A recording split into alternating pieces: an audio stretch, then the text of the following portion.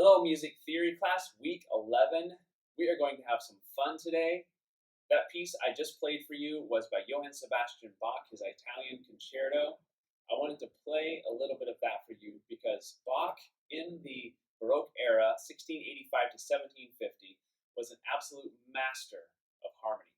He could take a 1-4-5 chord progression and arrange it on the keyboard in such a way as to make it sound absolutely magnificent, as to make it sound amazing, as you can hear from the example of the Italian concerto that I just played for you. So later we're going to work out some voicings for a couple of worship songs. First, we're going to jump into some simple and compound intervals and the relationship between the two. So have your staff paper ready, have a pencil ready, or if you have your iPad, hey, use the technology. That's great if you have staff paper on an iPad. We're going to practice building intervals on the treble clef staff, on the bass clef staff, both going up and going down, so that you can get good at it, or if you already have a knack, have an idea of how that works, you can get faster at that. We're going to be talking about that based on key relationships. Then we're going to move over to the keyboard, and we're going to work out some voicings for two of my favorite worship songs, Another in the Fire and The Blessing. And we're going to transpose those to different keys so that you might look different in different keys, and why I might choose those voicings and why someone else might choose different voicings, because it is called music theory, right? It does change as our ears, as we start our ears in different ways. But I want you to get good at making those choices. So I'm going to demonstrate for you what that would look like on the keyboard, and then also spell that out letter by letter as we build that from bottom to top on the dry erase board. So have your staff paper ready, your pencil ready, or your iPad. Be sitting at a piano if you can. You might say, hey, I'm not very good at the piano, or I don't know very much about that at all. That's okay. Be ready just to maybe sit there and just plunk out the voicing so you can understand how that might work. So you can be ready to understand why I'm explaining it the way I'm explaining it. We're going to have some fun today. Be expectant. Lean in. Let's have some fun. Let's go. Okay, we're going to have some fun talking about compound intervals in relation to simple intervals and how you can think of the two together. So second is the same as, we're not going to talk about major or minor at this point. We're just going to say a second is the same as a ninth. A third is the same as a tenth. A fourth is the same as an 11th. A fifth, we don't really make that a 12th. Because it has the same sonic structure. There are reasons for that. We don't need to get into that here. But then a sixth would be the same as a 13th. From the compound, it'd be the same letter as a 13th, but an octave higher. Okay, so let's demonstrate that starting with an A on the treble clef staff. Let's pretend for a second we're in the key of A major, which is 3 sharps, F sharp, C sharp, G sharp, or we could be in A minor, which would be 0 sharps or flats. What the 13th above A? Let's start with A and count 1, 2, 3, 4, 5, 6, 7, line 8, 9, space 10, line 11, 12, and then 13. So we have an F in that space, a 13. That would be the 13th above. Now we're not yet getting to where it's a major minor yet. Let's just say that's for sure a 13th. 1, 2, 3, 4, 5, 6. That's the same as a 6th, same letter, just an octave different.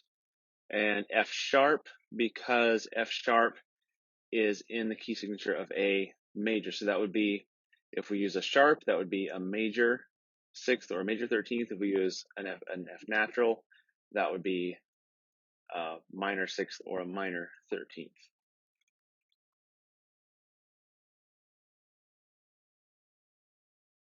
Let's do another example on the bass clef staff. Keep sharp on the letter names, both treble and bass. So let's start with a B. Let's pretend we're in either B major or B minor. B major has, if you remember, 5 sharps: F sharp, C sharp, G sharp, D sharp, A sharp. B minor would have 2 sharps: let's just write those sharps out here. F sharp, C sharp, G sharp, D sharp, A sharp, if we're in the key of B major. And if we're in the key of B minor, we're just pretending here for a second, because we're trying to determine exact intervals. If we're in the key of B minor, that would be 2 sharps, because if you go up a minor third from B, you hit D, that would be your same key signature as D major. So F sharp, C sharp would be your 2 sharps. Let's figure out what an 11th and also a 4th, same letter name. So B, C, D, E is the letter name for a 4th. So we know that E is also going to be the letter name for an 11th.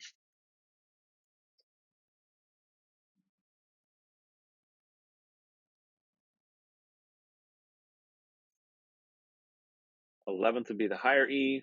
The 4th would be the lower E. Now, let's determine whether it's a major or a minor 4th. Is an E natural already in the key signature of B major? Yes, it is. So that would be a perfect 4th or a perfect 11th.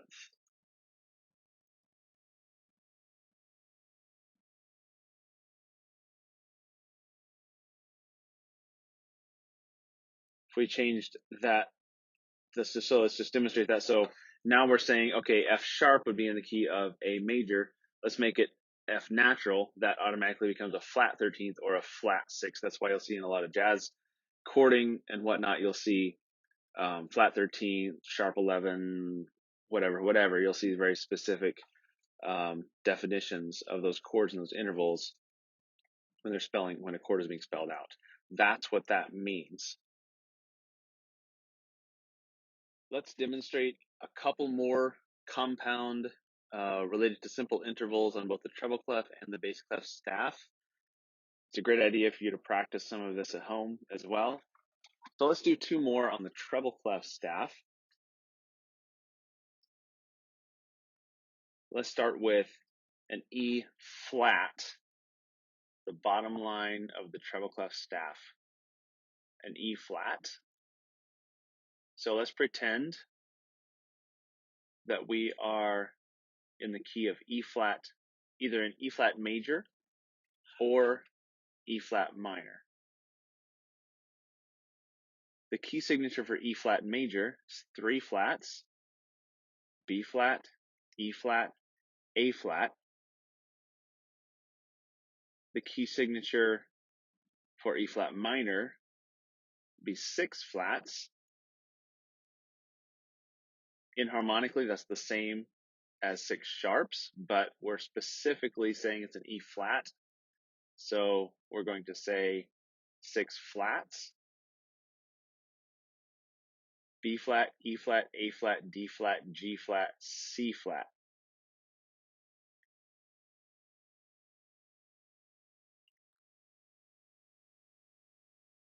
So let's count up to a 9th. Let's not worry about which notes are altered yet.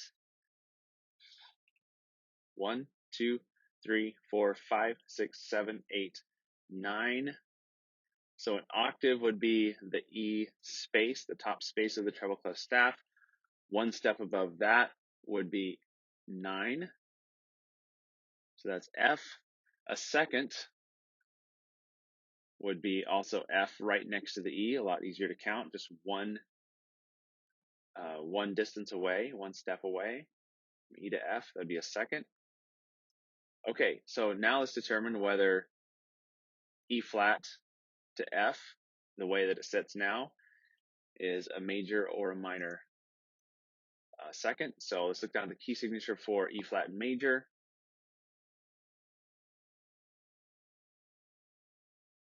It would be the same.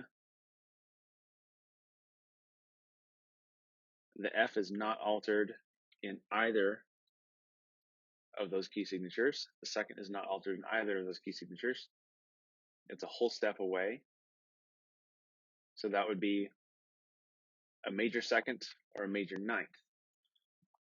You'll see in a lot of jazz voicings, not so much in worship voicings, but in a lot of jazz voicings, you'll see flat nines. Flat nines simply means you're going to take that second and bring it down a half step. So we would say an F flat in this case would be a flat second, or an F above that would be a flat nine.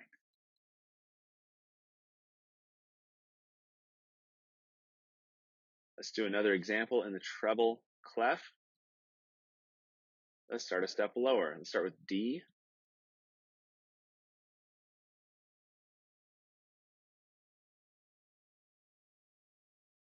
A major third above D.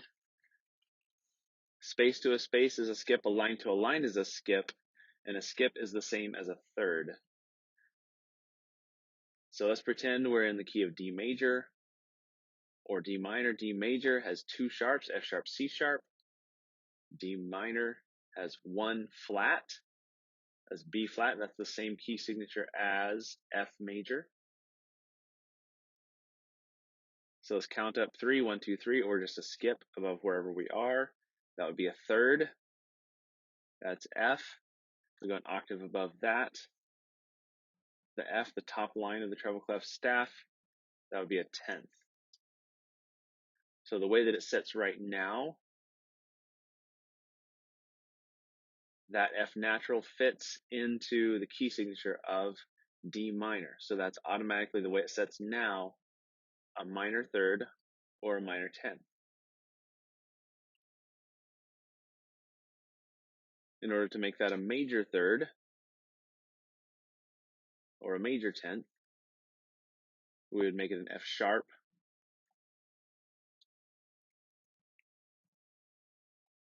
Okay, let's do two examples in the bass clef. Let's start with F, the space below the bottom line of the bass clef staff. And let's build up. Let's do a ninth again. So let's pretend we're in the key of F major or the key of F minor. F major has one flat, B flat. F minor has four flats, B flat, E flat, A flat, D flat. The same key signature as A flat major. So we count up 1, 2, that would be a second. F to G, that's a second. The G an octave above that would be a ninth. Now we look at our key signature. G is the same interval distance in either the major or the minor key.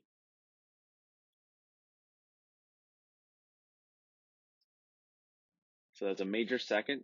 So to make that a flat second or a flat ninth, we would make it a G flat in either place.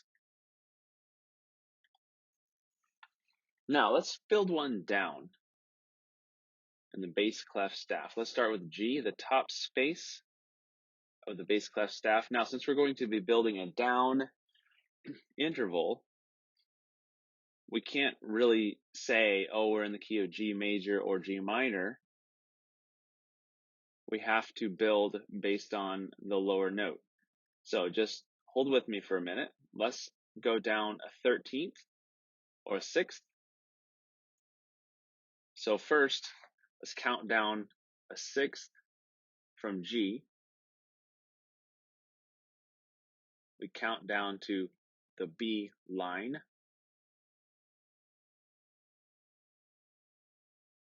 So that means the 13th, even further down than that, is also going to be a B. So let's write that note. Now, what do we want it to be? First, let's determine what it is where it sets. Let's go with the lowest note. Again, we can't change the G. We have to leave the G alone because that's where we started. From B up to G, is that a major 6th, major 13th, or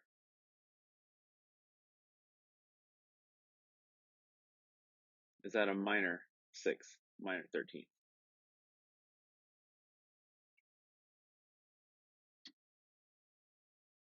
From B, let's pretend we're in the key of B major.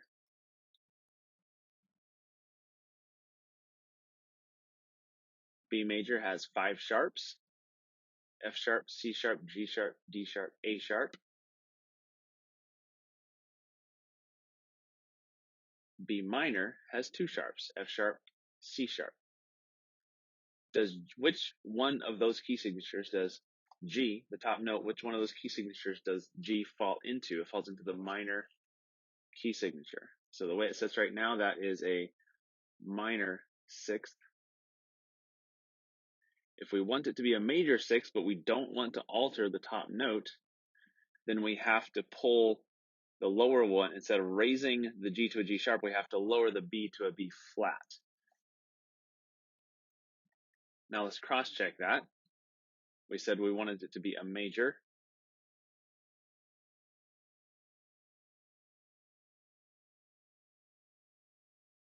So the key of B flat has, major has 2 flats, B flat, E flat. Does G fall into that key signature? And yes, it does.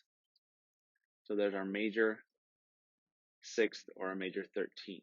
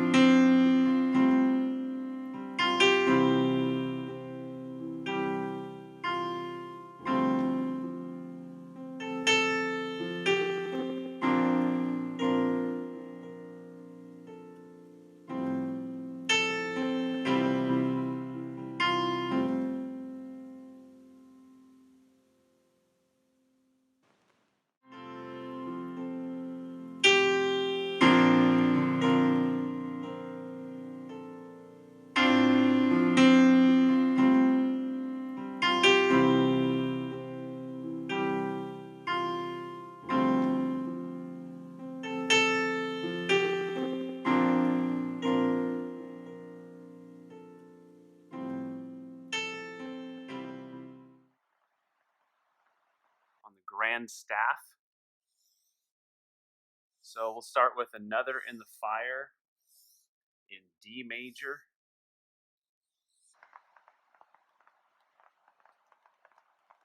Basically, we're saying bass clef is for left hand, treble clef right hand.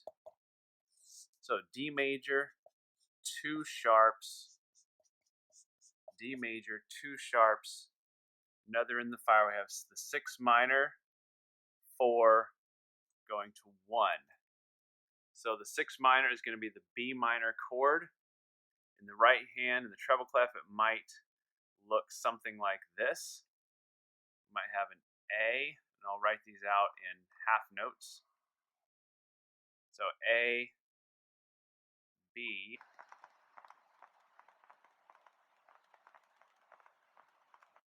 and the left hand, we might have something like F sharp, B, where B would be in the bass. Since it's a 6 chord going to the 4, we might have something like this. In the bass clef, G to G, we might have a 5th in the middle.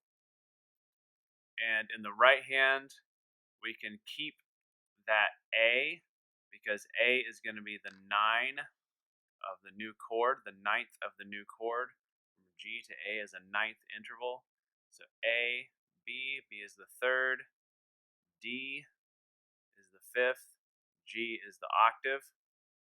The 4 might look something like that. The 6 might look something like that. And then the 1, the D, might look something like this. We might do a D octave in the left hand.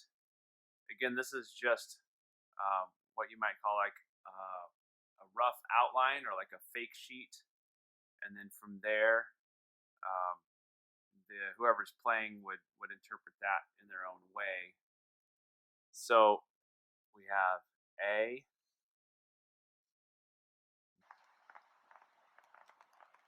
F sharp, E is the 9th of the chord. Another thought too is, in general, this is not always true, but in general, adding 9s to major chords and 7s to minor chords often is the simplest way to add some seasoning to the chord to make it sound really nice. Okay, so that's the key of D major. So let's go to G major for Another in the Fire. Again, 6 minor, 4, 1. We're going to build a grand staff, treble clef. Move that 6 over a little bit, that's okay. G major, 1 sharp, bass clef, left hand.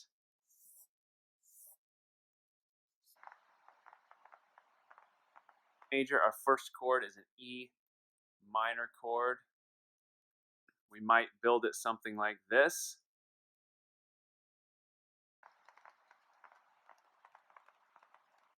E,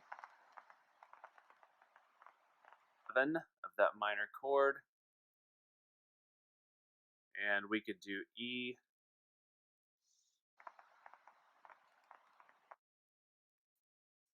or we could do E to G here, something like that. That's the 6. The 4 might look something like this in the bass. You could have the G, or I'm sorry, the E, and then the C. That'd be the 10th in the bass.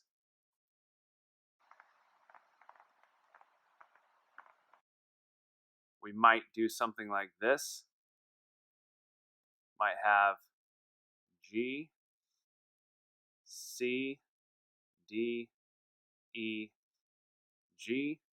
That'd be a nice cluster chord, a nice way to build that 4 chord.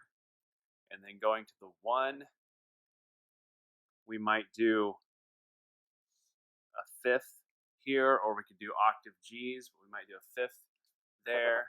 And in the right hand, we could do A, B, D, G. The A is the 9 of the chord. That would be what that might look like in the key of G. All right, let's go to the key of A. So A major, I want you to think about this too as you're moving, especially if you're transposing pretty far away, like from D major going to A major, that's a whole fifth apart. So you're going to have to voice that differently, or else you're going to end up muddy, too low, or tinny, too high.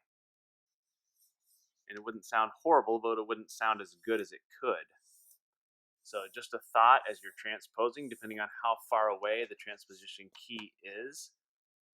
So if we're going to A major, that's 3 sharps, F sharp, C sharp, G sharp, F sharp, C sharp, G sharp. So another thing that I always think about too as I'm accompanying, as I'm playing, I'm always thinking about what the lead line is doing, what the melody is doing. And as you can hear in the examples I played for you, that is will very much influence how I might accompany that, how I might play in the band for that piece. So I'm always thinking about where in the scale, where in the scale of the key that I'm in, where in that scale the lead line is. So the 6 chord 4 1. Okay, the 6 is F sharp minor. So I might do something like this. Let's just keep it simple. So F sharp octave in the bass, we could do that. We could even do a 10th, or we could do a third. We could either do that, or we could do those two together. Either way, if you couldn't reach the 10th, you could just play the third. The F sharp minor could look something like this: C sharp, E, F sharp, A. That would be a nice sounding chord. That E is the 7 of that minor chord. Then we're going to the 4 chord, the D. So we might do something like this. Again, let's keep it simple. So D to F sharp. Let's just say that's what we're going to do with the left hand. Or if we felt like that was too muddy, we might do a 5th instead of the 3rd. D and A. And then we could go in the right hand.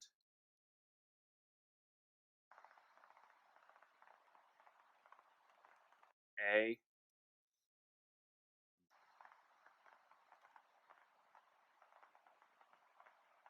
There's the outer notes, and then F sharp. We could put F sharp in there too. Would be the outer notes of that chord, and then the 1 is the A major chord. So we could do something like this. We could go B, C sharp, E, and then in the left hand we could do octave A, or if we wanted to add a 5th in there too, give it more color. That would be what it would look like, could look like in A major.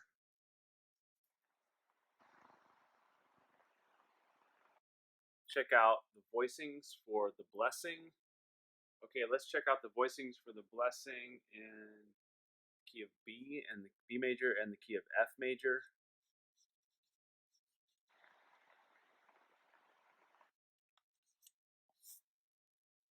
Draw out the grand staff here.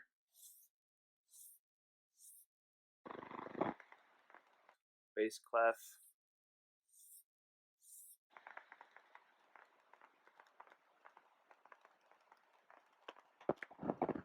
Five sharps: F sharp, C sharp, G sharp, D sharp, A sharp.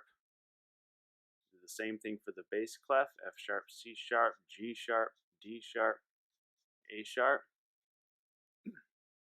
Okay, so we're building the verse progression. So 1, 4, 1/3, 5. And we're not doing this. Actually, for this one, we're going to go ahead and demonstrate mostly by whole notes so that you can see the measures written out in the time, the amount of time we're spending on each one of the chords. So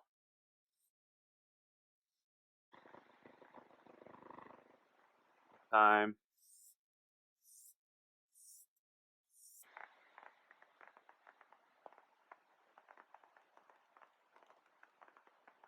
four,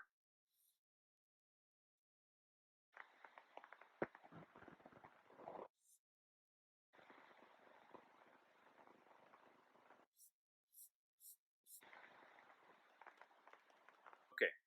So let's see what that's going to look like. The 1 could look something like this. We might go extra F sharp, B, C sharp, D sharp, F sharp. You can play all 5 notes in the right hand. The left hand could look something like, could just be an octave, octave Bs.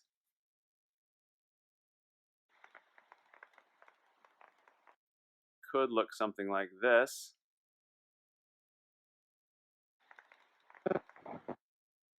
G sharp, because now we're on the E major chord, the 4 chord, so the F sharp would be the 9. B, E, F sharp. We can get away with putting all 5 in there. And the 4.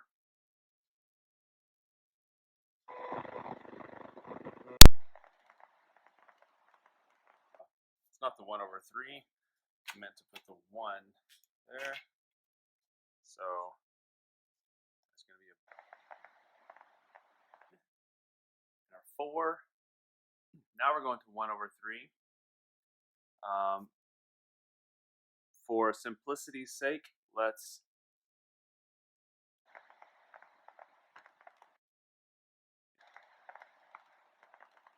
the right hand the same as what you see over here.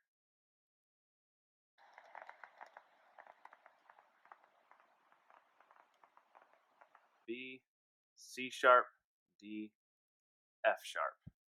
With the D sharp in the bass, octave D sharps in the left hand. Okay, let's go to the 5.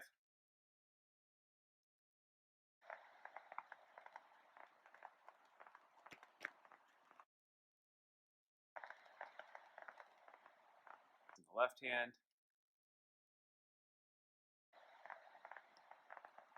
We could do A sharp,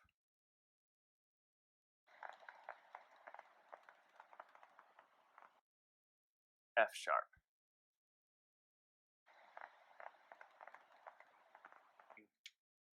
Going on right here. And that's a sound that when you put the left hand, if I can pedal both, it's just a really nice colorful sound.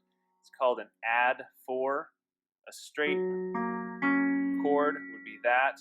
A suspension chord would be that, raising the 3rd to the 4th. Putting them together is the add 4.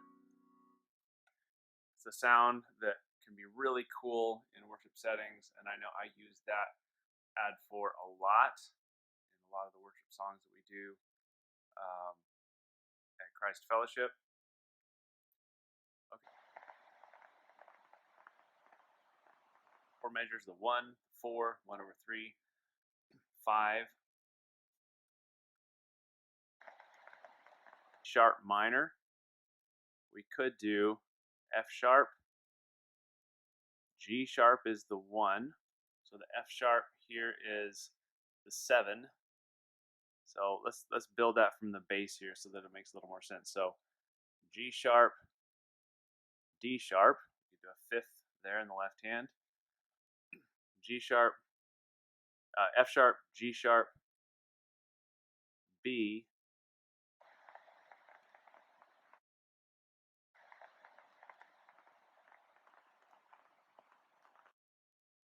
that would be a great way to build that chord.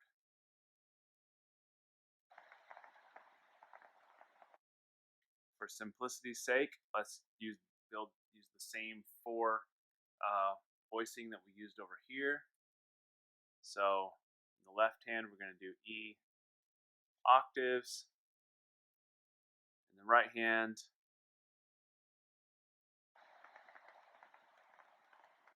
G sharp. Again, that's the 9. B, E,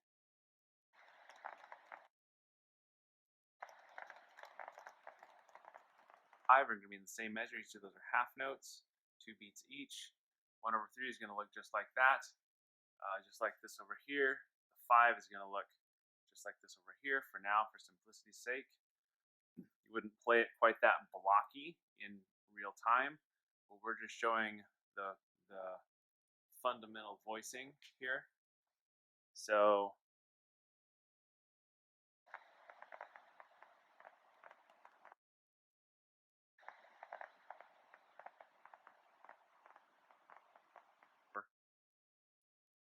okay, so the D sharp is going to be, the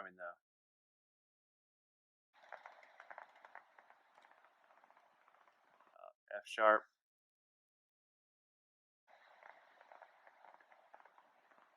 D sharp, F sharp, and the 5 is going to be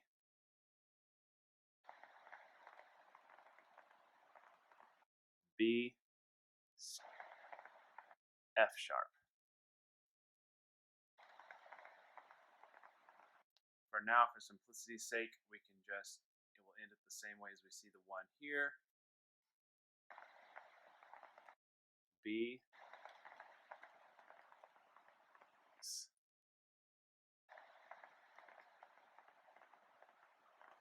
I think you can still see that's the bottom line of the treble clef staff, and then we go C sharp, A sharp, F. That's the F line, but we're in the key of B major. So that's an A sharp. F sharp. So F sharp, B, C sharp, D sharp, F sharp. The blessing in B major. All right, let's talk about what that voicing could look like in F major. Using the same numbers, we're just going to change our key signature. I'm going to try to write some neater lines here.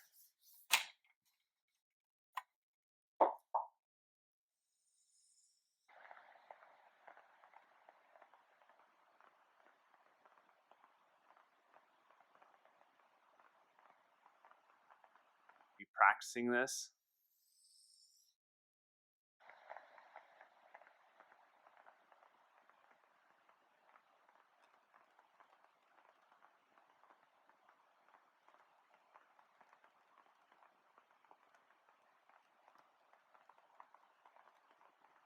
Here has 1 flat. That's a B flat.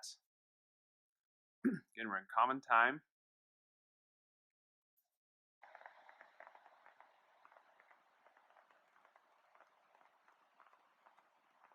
The measure. So similar to what I demonstrated on the keys, G, C, A. Although we really should have done whole notes there. For left hand, for simplicity, we could do octaves. Want to do that. That would also be okay.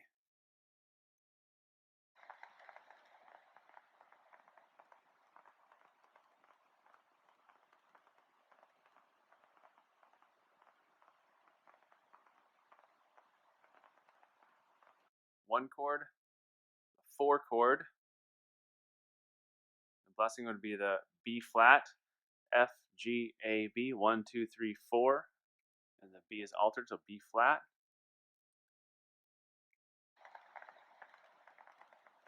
F,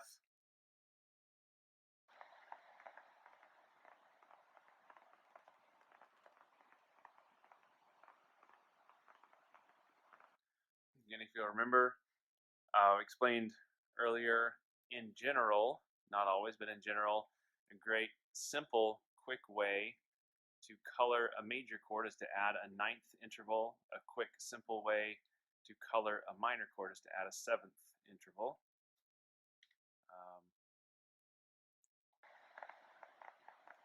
Flat. So we could do octaves here in the left hand, B flat F. I mean, a 5th there in the left hand, B flat F. We do the same chord as we did for the 1, but the 3 of the F major scale, or the 3 of the chord of the 1 chord, is an A. So first we're going to build the right hand, F, C,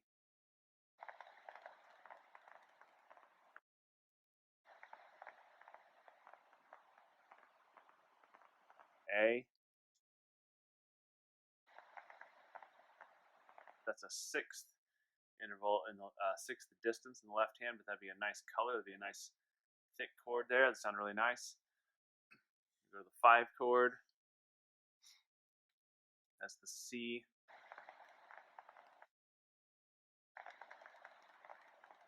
A really cool cluster chord to play here for that C major chord. We could go G,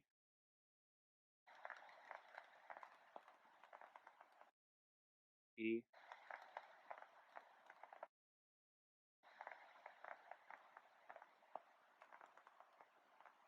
your chord normally just have C, E, G, the triad, but we added the suspension, the 4th note, along with that. So it'd be the add 4, and that's our 5 chord. So we're going C, nice full sounding chord. And we go to the 6, minor 6, the D minor.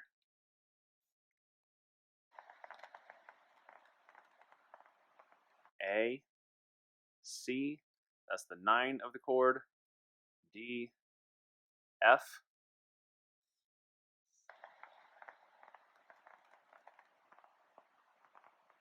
D. Let's do D octaves for now. Then the 4, we're going to do the same 4 as we did over here.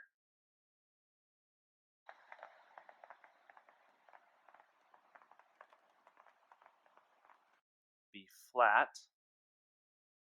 Left hand, let's do the 5th again. B flat F.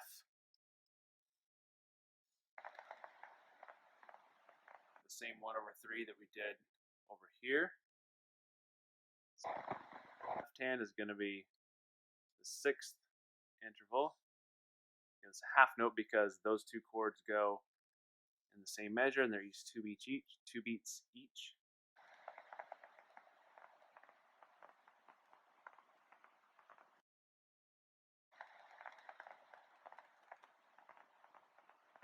C, F. 5, we can do the same thing as we did for the 5 over here.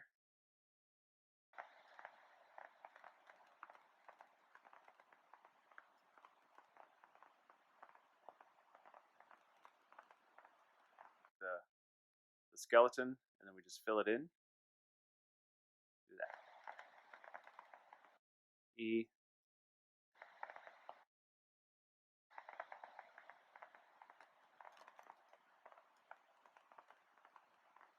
and the bass. Then we go right back to the 1 using the same chord we used over here.